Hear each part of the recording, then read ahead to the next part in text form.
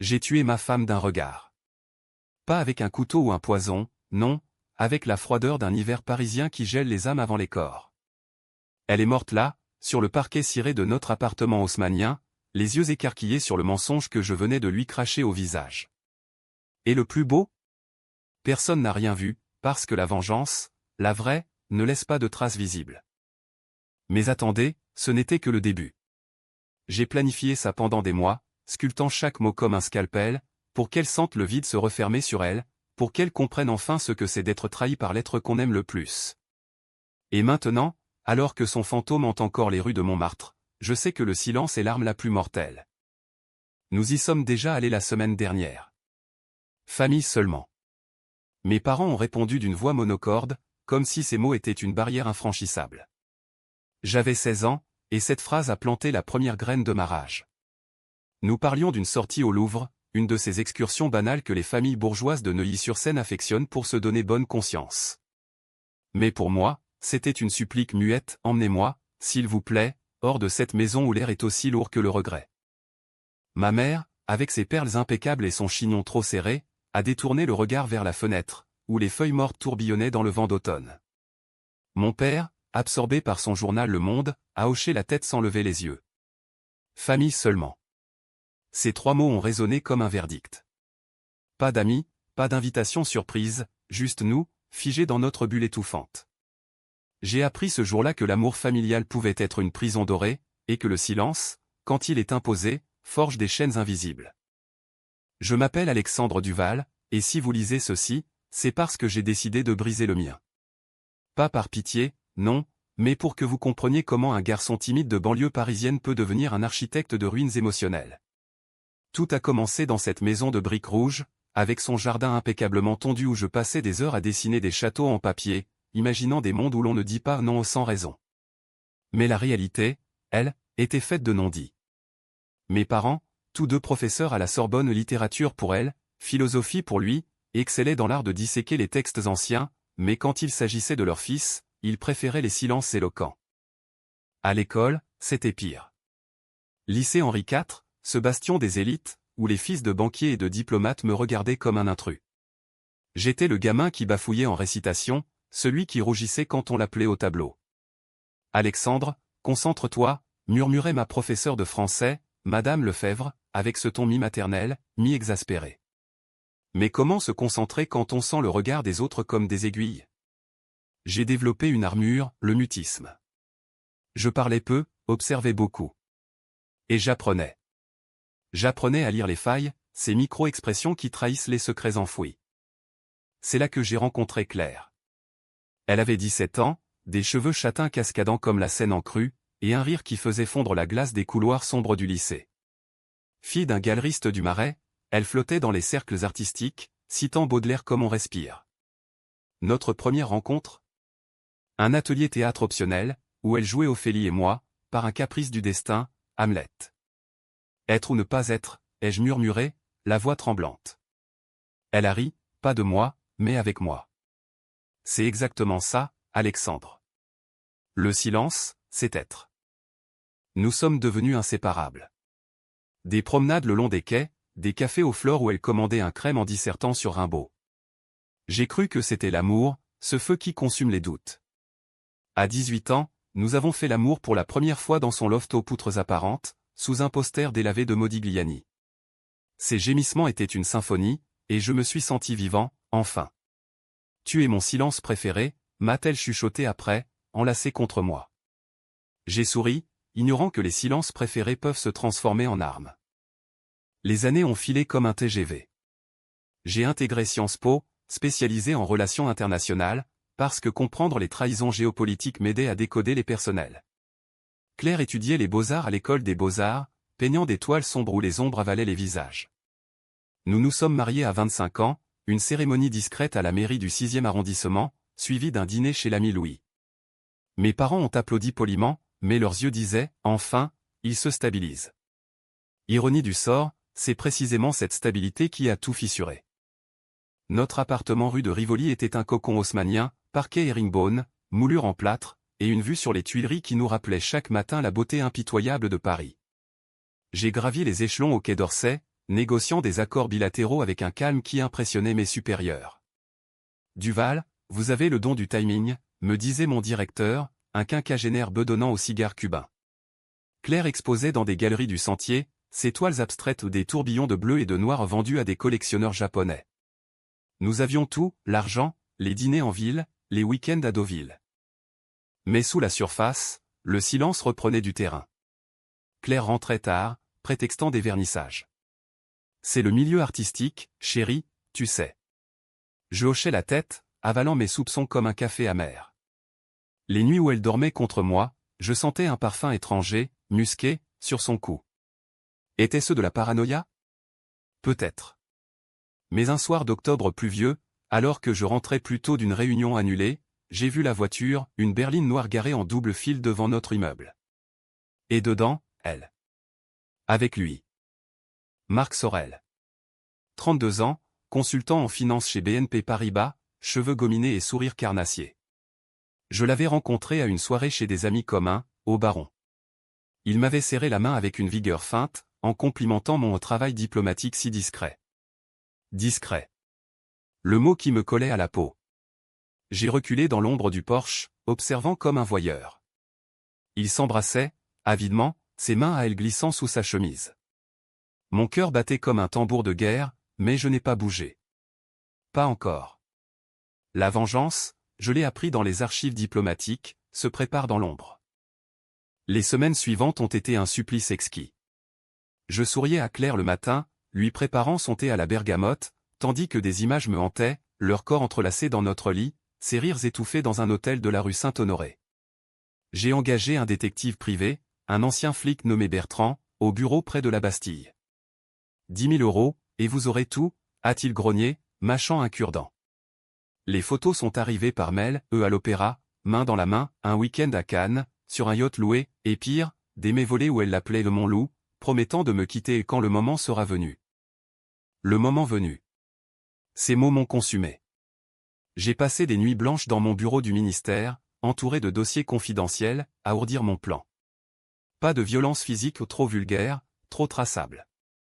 Non, une vengeance psychologique, chirurgicale, qui la laisserait briser de l'intérieur. J'ai commencé par les petites fissures, oublier son anniversaire, feindre l'indifférence à ses expositions. Tu es fatigué, mon amour, demandait-elle, les yeux inquiets. Je haussais les épaules, le boulot. Silence. Mon arme préférée. Puis, l'escalade. J'ai falsifié un mail de Marc, l'envoyant à Claire depuis une adresse anonyme, je ne peux plus. Alexandre soupçonne quelque chose. C'est fini. Elle a pleuré ce soir-là, s'effondrant dans mes bras. C'est rien, un malentendu, ai-je murmuré, caressant ses cheveux. Mais intérieurement, je jubilais. Le doute s'insinuait, comme un poison lent. Elle a commencé à fouiller mon téléphone, à questionner mes horaires. Parfait. Bientôt, j'ai impliqué mes parents. Un dîner dominical à Neuilly, avec le gigot rôti et les pommes dauphines. Alexandre semble distant, a glissé ma mère à Claire, sous couvert de confidence. Mon père a renchéri, le silence, c'est notre famille, mais ça use. Ils ignoraient tout, bien sûr, j'avais semé les graines par des appels larmoyants. Claire est repartie pâle, hantée par l'idée que notre couple était maudit par une lignée de muets. Le climax est arrivé un soir de gala à l'Élysée. J'étais en smoking Armani, elle en robe Dior rouge sang. Marc était là, en tant qu'invité d'un ministre. Je l'ai vu la fixer, affamée. Elle a rougi, détournant les yeux. Alors, j'ai agi. Devant l'assemblée diplomates, artistes, élite parisienne, j'ai pris le micro pour un toast improvisé. À l'amour, ai-je dit, la voix claire comme cristal. Celui qui ment en silence, et celui qui hurle la vérité.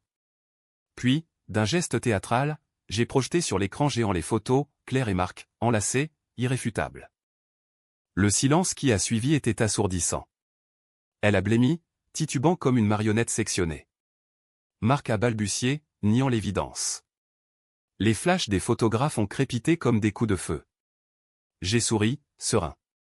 La vengeance n'est pas dans le cri, mais dans le vide qu'il laisse. Les jours d'après ont été un tourbillon de scandales, un ouragan qui a balayé nos vies comme les vents d'une tempête atlantique. Paris, cette ville qui adore les ragots autant que les croissants, s'est emparée de l'affaire Duval-Sorel avec une voracité journalistique. Le Figaro titrait Le diplomate trompé, une vengeance en plein Élysée, tandis que Libération, plus sensationnaliste, clamait amour et trahison au palais, le silence brisé. Mes collègues au Quai d'Orsay me tapaient dans le dos avec une fausse compassion, bien joué, Duval, mais attention à ta carrière. J'ai haussé les épaules. La carrière? Un échafaudage de mensonges, comme notre mariage.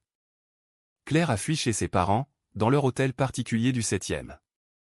J'ai reçu ses appels larmoyants, Alexandre, c'était une erreur, pardonne-moi. Sa voix, autrefois mélodieuse, craquelait comme du verre sous la pression. J'ai écouté, impassible, laissant le silence s'étirer jusqu'à l'asphyxie.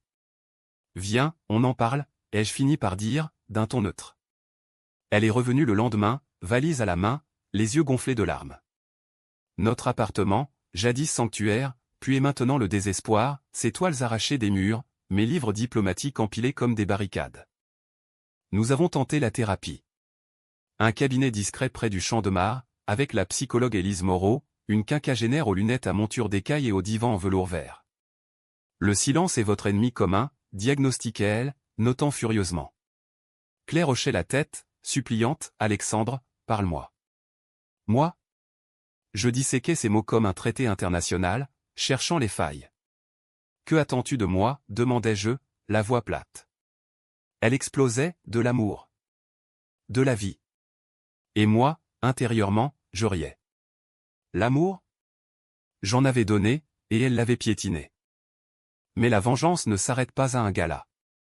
J'ai visé plus profond, là où le psychisme est vulnérable, l'identité. Claire vivait pour son art, ces toiles tourmentées qui la définissaient aux yeux du monde. J'ai contacté anonymement la galerie du Sentier, insinuant des doutes sur l'authenticité de ses œuvres inspirées trop librement de Basquiat, murmurai-je via un burner phone.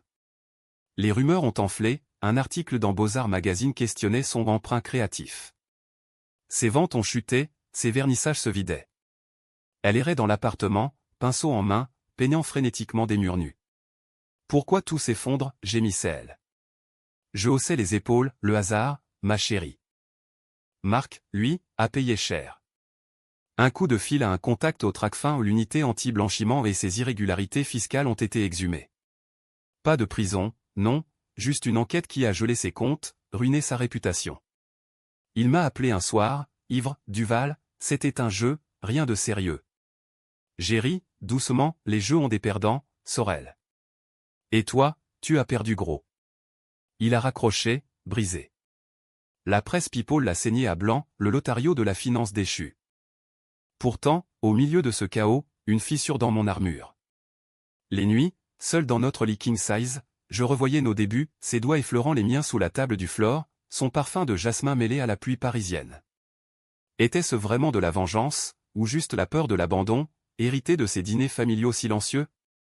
Ma mère m'a rendu visite un après-midi, apportant une tarte aux pommes encore tiède. Fils, le silence te ronge. Parle, avant qu'il ne te tue. J'ai souri, amer, trop tard, maman. Il m'a déjà sauvé. Claire a tenté le suicide. Pas dramatique, non, une poignée d'anxiolytiques avalés avec du vin rouge, trouvés pâles sur le sol de la salle de bain. L'hôpital Pompidou, avec ses néons blafards et ses infirmières fatiguées, m'a rappelé ma propre vulnérabilité. Assis à son chevet, tube nasal et bip des moniteurs, j'ai senti la rage se muer en quelque chose de plus sombre, la culpabilité. Pourquoi, a-t-elle murmuré en se réveillant, les yeux vitreux. J'ai pris sa main, froide, parce que tu m'as tué en premier. Elle a pleuré, et pour la première fois, j'ai pleuré avec elle. Pas de pardon, juste un armistice fragile. Mais la psychologie humaine est un labyrinthe piégé. De retour à la maison, sous surveillance médicale, elle a commencé à fouiner. Un soir, elle a trouvé les mails falsifiés, les traces de Bertrand le détective. C'était toi. Tout ce temps, c'était toi, a-t-elle hurlé, brandissant l'ordinateur comme une arme. J'ai nié, calmement, preuve. Elle a appelé la police, mais sans preuve tangible j'avais tout effacé, dossier chiffré, traces numériques volatilisées. Le commissariat de la rue de Lutèce a classé l'affaire, querelle de couple.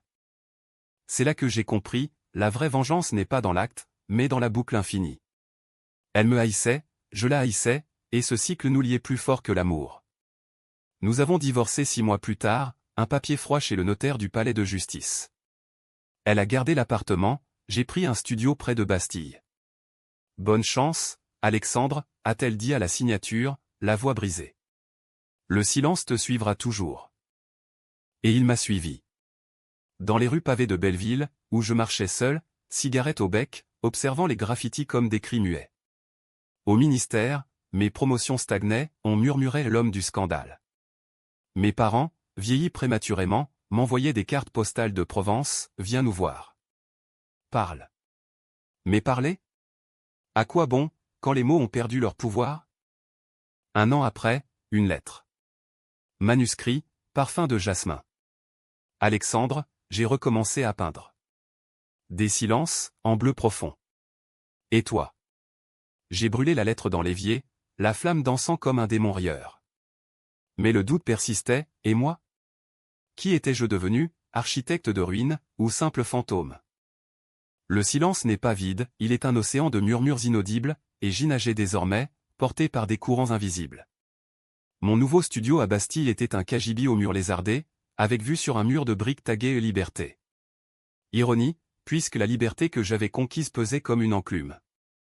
Chaque matin, je me levais à l'aube, courais le long du canal Saint-Martin où ces joggeurs matinaux, avec leurs écouteurs et leurs AirPods, semblaient si insouciants.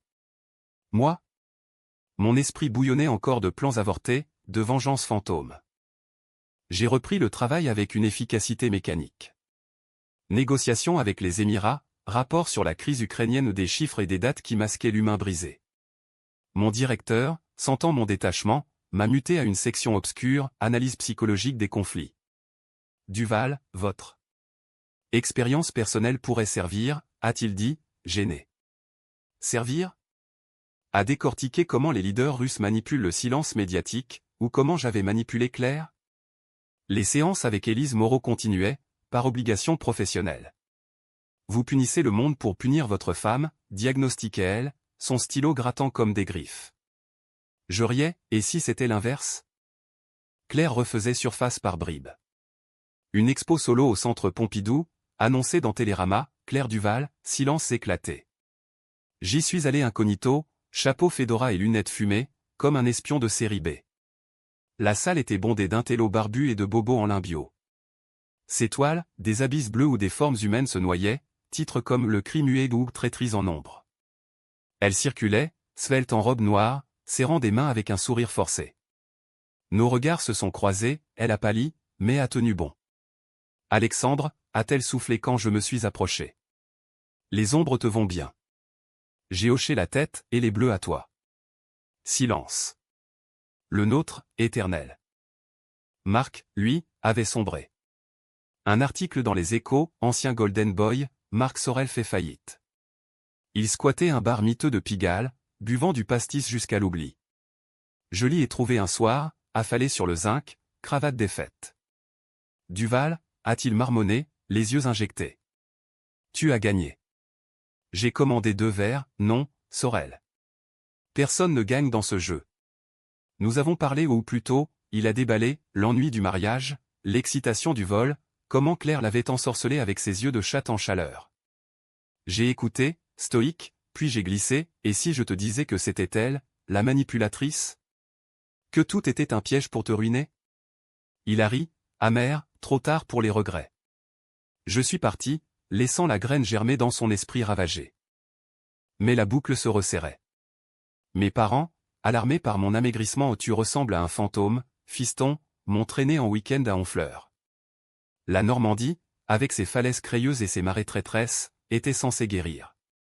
Leur maison de vacances, un manoir du 18e au volet vert, puait le passé, photos jaunies de leur lune de miel à Venise, mes propres albums d'enfance où je souriais béatement.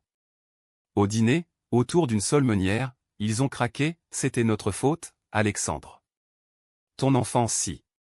Contenu. Nous pensions que le silence forgeait le caractère. Ma mère pleurait doucement, mon père triturait sa serviette.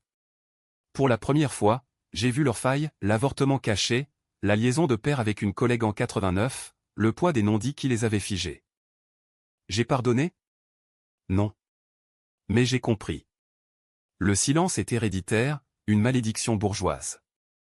De retour à Paris, j'ai entamé une thérapie solo, avec un nouveau psy, un Vietnamien nommé Tran, au regard perçant.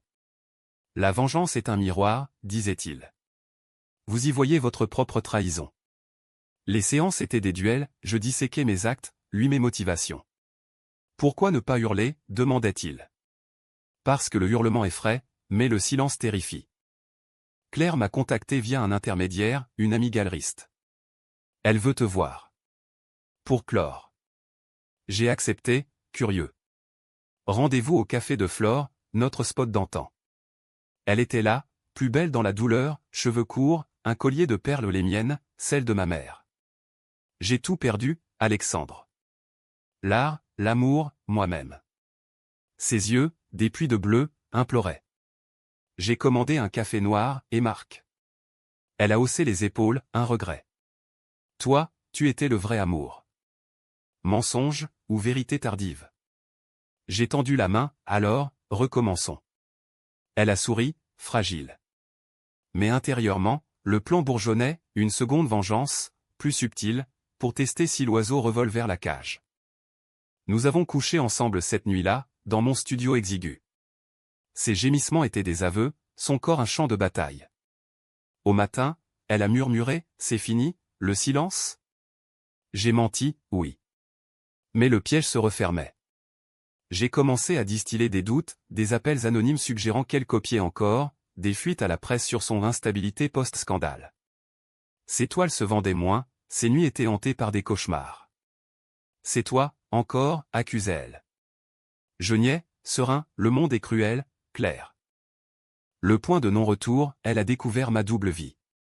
Pas une maîtresse, non au pire. Durant nos réconciliations, j'avais enregistré nos conversations, des confessions intimes sur ses faiblesses artistiques, ses peurs d'imposture. Je les ai vendues anonymement à un blogueur influent du milieu artistique. Les confessions de Claire Duval, fraude et folie. Le scandale a éclaté comme une bombe, annulation d'expo, poursuite pour diffamation qu'elle ne pouvait prouver. Elle m'a confronté rue des Abbesses, sous la pluie battante de novembre. Monstre! Tu m'as tué 2 fois, hurlait-elle, poing serré. Les passants s'arrêtaient, smartphone sorti. J'ai souri, non, Claire. C'est toi qui as commencé. Elle s'est effondrée, sanglotant sur le trottoir mouillé. J'ai tourné les talons, le cœur étrangement vide. La vengeance avait gagné, mais à quel prix? Paris en hiver est une lame, froide, tranchante, et impitoyable avec les âmes écorchées. Après la confrontation sous la pluie, Claire a disparu.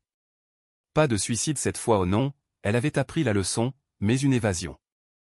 Un mail laconique, je pars à Lisbonne. Ne me cherche pas. J'ai respecté, ou feint de respecter. Mais le silence, ce vieux compagnon, me rongeait maintenant de l'intérieur. Mon studio, avec ses posters jaunis de Sartre et ses piles de livres non lus, résonnait d'échos, ses rires fantômes, ses cris récents. Au travail, l'ascension reprenait. Ma mutation en analyse psycho avait porté ses fruits, un rapport sur la guerre hybride russe, citant mes insights sur le silence comme arme cognitive, m'avait valu une promotion. Directeur adjoint, bureau avec vue sur les Invalides. Duval, vous êtes un atout, me félicitait le ministre en personne, lors d'un pot au Fouquet's. Mais les toasts au champagne masquaient le vide. Les collègues, ces requins en costume prince de Galles, sentaient mon détachement, toujours célibataire, Duval? Une vengeance comme la vôtre laisse des cicatrices. Je riais, jaune, les cicatrices font les hommes. Tran, mon psy, poussait plus loin. Vous avez vengé Claire, mais qui venge Alexandre? Ces questions, posées avec cet accent chantant, perçaient comme des flèches. J'avouais enfin, l'enfance, ces dîners où mon père lisait son traité sur Kant pendant que ma mère brodait en silence, moi réduit à des miettes de conversation. J'étais invisible, disais-je. Il hochait la tête, et maintenant, vous rendez les autres invisibles. Une séance, il m'a prescrit un exercice, écrire une lettre à Claire, non envoyée. J'ai rempli 10 pages de rage, de tendresse refoulée, de regrets amers. Brûlé ensuite, comme la précédente. Marc refaisait surface, miraculeusement. Un SMS, besoin d'aide. Rendez-vous au Petit Zinc. Je m'y suis rendu, curieux. Il était rasé de près, costume neuf au signe d'un rebond. J'ai un job à Dubaï, Duval. Mais d'abord, merci. Merci? Il expliquait, après notre discussion au bar, il avait confronté Claire par mail, accusant elle d'avoir orchestré le vol pour booster sa carrière l'inspiration du scandale, soi-disant. Elle avait nié, furieuse, et rompu tout contact. Marc, libéré, avait rebondi. Tu m'as sauvé, en me brisant. Ironie cosmique. Nous avons trinqué au Beaujolais, et pour la première fois, j'ai senti une camaraderie perverse, deux ruines pactisant. Mais le passé n'est pas un livre qu'on referme, il est un vin qui titre. Mes parents, sentant mon isolement, ont organisé un Noël forcé à Neuilly. La maison scintillait de guirlandes, l'air embaumait le foie gras et le vin chaud. Ma sœur cadette, Élise la préférée, celle qui avait réussi son mariage avec un notaire de province, était là avec ses jumeaux braillards. Frangin, tu as maigri. Cette histoire avec Claire. Elle serrait ma main, maladroite. Le dîner fut un chant de mine, mon père dissertant sur la philosophie du pardon chez Nietzsche, ma mère servant le chapon avec des yeux humides. Puis, l'explosion, c'est à cause de nous, n'est-ce pas, a lancé père, verre en main. J'ai posé ma fourchette, votre silence m'a appris le mien. Merci. La nuit, dans mon ancienne chambre au poster de foot effacé, j'ai fouillé le grenier. Une boîte, lettres de jeunesse, photos de famille. Une enveloppe jaunie, adressée à moi par ma mère, datée de 1995. Mon petit Alexandre, si tu lis ceci un jour, sache que nous t'aimons. Le silence n'est pas de l'indifférence, mais de la peur. Peur de quoi? De l'avortement raté, du cancer de grand-mère caché, de leur propre mariage bancal. J'ai pleuré, seul, les larmes salées comme la mer de Honfleur. Le lendemain, au petit-déj, j'ai embrassé ma mère, je sais, maintenant. Pas de pardon total, mais une brèche. De retour, une surprise, un colis de Lisbonne. Une toile de Claire, roulée, un autoportrait, mon visage en ombre bleue, titre Le silence vengeur. Accompagné d'une note, pour que tu te vois. Reviens-moi. Mon cœur a flanché. Était-ce un piège, ou une offrande? J'ai réservé un billet pour le Portugal, impulsif. Lisbonne, collines pavées, azuléjo bleu, tramway brinque-ballant. Elle m'attendait au Chiado, dans un café aux azuléjos craquelés, plus radieuse que jamais. J'ai guéri en peignant toi, a-t-elle dit, les yeux brillants. Nous avons marché, main dans la main, le long du Tage scintillant. Ses confessions coulaient, la trahison comme fuite d'un mariage étouffant, Marc comme pansement temporaire, ma vengeance comme révélateur. Tu m'as forcé à me regarder. Moi? J'avouai mes peurs, mon héritage familial, Tran et ses miroirs. L'amour renaissait-il? Pas l'euphorie d'antan, mais un feu couvant, forgé au creuset de la douleur. Pourtant, le doute persistait. Une nuit, dans son atelier loué aux toiles partout, odeur de térébenthine, elle m'a demandé, et si on recommençait à Paris? J'ai hésité, sentant le piège inverse, sa vengeance à elle, douce et inexorable. Donne-moi du temps, ai-je répondu. Le lendemain, retour à Orly, le cœur en vrac. À Paris, une convocation, le ministère enquêtait sur mes fuites anonymes. Pas clair au nom, Marc. Vengeur à son tour, il avait balancé des soupçons pour se venger de sa trahison supposée. Interrogatoire au 20 quai d'Orsay, face à un juge aux allures de flic de polar. Monsieur Duval, vos connexions au Tracfin. J'ai nié, serein, circonstance. L'affaire a traîné, mais pas de charges preuves insuffisantes. Pourtant, le doute s'était insinué, qui manipulait qui, désormais? Le printemps parisien est un menteur, bourgeons roses et terrasses animées masquant les orages à venir. Mon enquête interne s'est soldée par un avertissement à surveiller vos fréquentations, Duval, mais le mal était fait. Les couloirs du quai bruissaient de ragots, le vengeur devient victime. J'ai ri, amer, en sirotant un espresso au comptoir de l'intervalle. Victime? Peut-être. Ou juste un pion dans un échiquier plus vaste, ou Claire, Marc et moi dansions une valse macabre. Tran jubilé en séance, le cycle se retourne. Bonne leçon? J'ai grogné, ou mauvaise farce. Il insistait, écrivez à nouveau. À vous-même, cette fois. J'ai essayé, dans un carnet Moleskine acheté chez W.H. Smith. Page noircie de doute, Alexandre, tu as vengé l'amour perdu, mais gagné quoi? Un écho vide. Les mots coulaient, libérateurs, comme un vin de Bourgogne trop tannique. Claire appelait de Lisbonne, voix chaude via WhatsApp, l'étoile se vende. Viens voir. J'ai résisté, prétextant le boulot. Mais la tentation grandissait, un serpent lové. Marc, lui, avait filé à Dubaï, poste de consultant pour un fonds souverain. Un mail sporadique, ici, le silence est doré. Pas de regret? Réponse, moins que toi. Notre pacte tacite tenait, ennemis unis contre le fantôme de Claire. Mes parents, revigorés par Noël, m'invitaient à dîner hebdo. Neuilly, avec ses avenues bordées de marronniers, redevenait Havre. Ma mère cuisinait des blanquettes, mon père lisait des passages de Proust à voix haute. Le temps retrouvé, ironisait-il. Et moi, je parlais enfin, des séances avec Tran, de Lisbonne, de cette vengeance qui m'avait modelé comme une argile dure. Fils, le silence nous a tous marqués, admettait père. Mais les mots guérissent. Élise, ma sœur, ajoutait ses 200, laisse Claire partir. Trouve quelqu'un de neuf. Nouveau? L'idée me rebutait. Les dîners en solo au train bleu, observant les couples enlacés, me rappelaient trop nos débuts. Une collègue, Sophie Aubrune aux yeux verts, analyste en cybermenace, flirtait subtilement lors des pauses café. Votre rapport sur le silence russe est brillant, Duval. Son rire était léger, sans ombre. J'ai tenté, un verre après le boulot, au comptoir général. Elle parlait de son enfance à Lyon, de ses rêves de journalisme. Moi? J'ai esquivé les abysses, contant des anecdotes diplomatiques édulcorées. Baiser volé sous les néons du métro, doux comme un été volé. Mais au matin, le doute, étais-je prêt, ou juste un imposteur masquant la bête? Claire a débarqué sans prévenir. Juin, canicule poisseuse. Sonné à ma porte, valise Louis Vuitton rayée. Lisbonne était un exil. Paris est ma peau. Elle avait vendu son atelier portugais, loué un pied-à-terre au Marais. Nous avons dîné au 7e continent, fruits de mer et chablis frais. Ses yeux pétillaient, j'ai une expo au Louvre, carte blanche pour silence urbain. Point. Succès post-trauma. J'ai applaudi, sincère? Mérité. Mais sous la table, sa main sur mon genou ravivait les braises.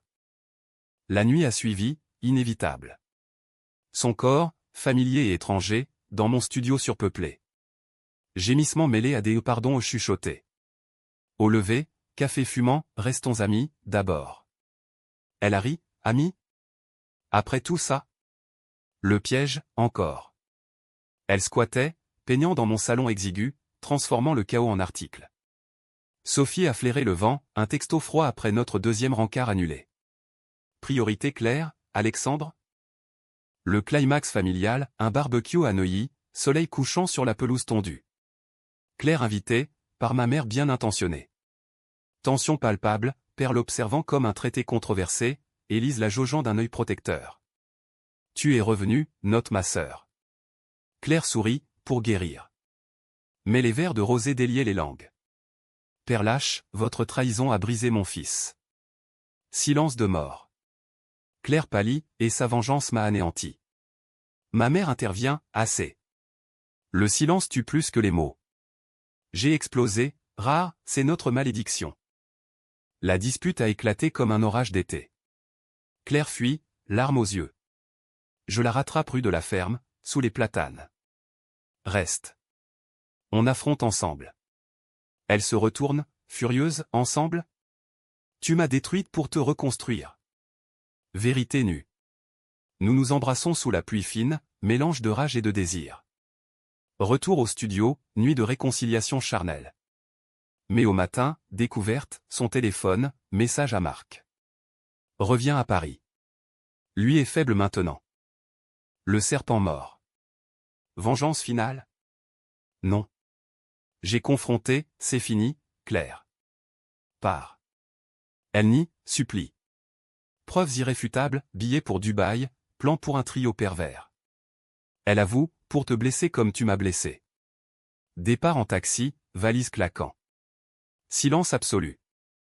L'été s'est clos sur un automne précoce, feuilles roussies jonchant les boulevards comme des regrets éparpillés. Claire partie, le studio a repris son vide originel, écho de pas solitaires, odeur de solitude mêlée à café froid. J'ai rendu les clés à la proprio, une veuve acariâtre, et suis retourné à Neuilly temporairement, disais-je. La maison parentale, avec ses routines apaisantes, offrait un sas, dîner narratif où Père lisait Camus, mère tricotait des écharpes inutiles. Ok, Sophie m'a surpris par sa persistance. Un mail, déjeuner? Sans pression. J'ai accepté, curieux de cette normalité. Chez Fiche la boissonnerie, huîtres et Sancerre blanc, elle disséquait mes silences sans jugement, tu portes une armure, Alexandre. Laisse-la tomber. Son toucher, léger sur mon avant-bras, n'était pas une conquête, mais une invitation. Nous avons marché vers le pont des Arts, cadenas d'amours éphémères scintillant au soleil couchant. Baiser timide, puis passionné. Lentement, ai-je murmuré. Elle a souri, le silence peut être doux, parfois. Tran approuvait, une nouvelle boucle. Briser l'ancienne. J'ai écrit la lettre finale, à Claire, envoyée cette fois, tu m'as appris la trahison, j'ai appris le pardon. Vie. Réponse, une toile, livrée par coursier ou nous deux, enlacée dans un bleu serein, titre fin du silence. Pas de mots, juste l'art. J'ai accroché au mur de Neuilly, talisman. Marc, de Dubaï, un appel surprise, félicitations pour ta promo. Éclair? Oublié? Rire partagé, comme toi. Il avouait son rôle dans l'enquête vengeance mesquine contre elle, mais aussi gratitude, tu m'as forcé à grandir. Fin de pacte, en paix. L'hiver venu, Noël à nouveau. Famille élargie, Élise et ses gosses, parents rayonnants. Sophie invitée, nerveuse mais charmante. Autour du sapin scintillant, cadeaux ouverts, un livre de poésie pour moi, de Baudelaire Les fleurs du mal, ironique. Ma mère embrasse Sophie, bienvenue. Père lève son verre, au bruit des mots. Et moi? J'ai parlé, enfin. Récit complet, enfance muette, amour trahi, vengeance sculptée. Rire nerveux, larmes partagées. Tu es libre, fiston, dit père. Libre. Le mot résonne comme une porte ouverte sur la scène, fluide et impétueuse. Printemps suivant, mariage discret avec Sophie Emery du 4e, brunch au marché des enfants rouges. Claire? Une carte de Lisbonne, heureuse pour toi. Silence apaisé. Marc? Un toast virtuel depuis Dubaï. La vengeance?